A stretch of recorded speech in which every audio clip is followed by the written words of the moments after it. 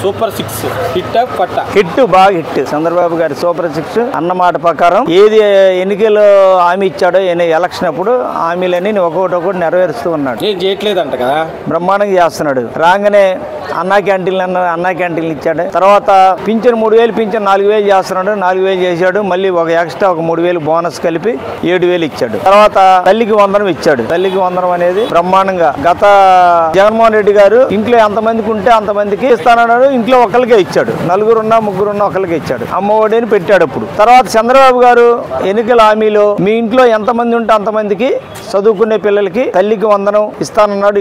2 ముగ్గురున్నా నలుగురున్నా 5 6 మాట తప్పకుండా మాట మీద నిలబడ్డ ఏకైక నాయకుడు ప్రజానాయకుడు చంద్రబాబు గారు. అంటే మళ్ళీ నేను అధికారంలోకి వస్తాను అది జగన్మోహన్ రెడ్డి మాట్లాడుతున్నాడు. జగన్మోహన్ రెడ్డి అధికారం వచ్చేది కళ.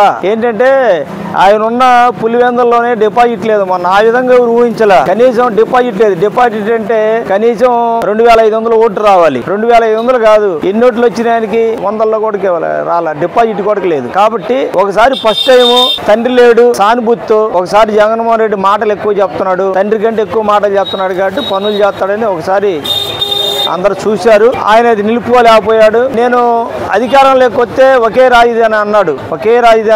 అమరావతి రాజధాని అన్నాడు. నిలవల్ల 3 రాజధానులు అన్నాడు. ఒకటి లేదు. అభివృద్ధి శూన్యం.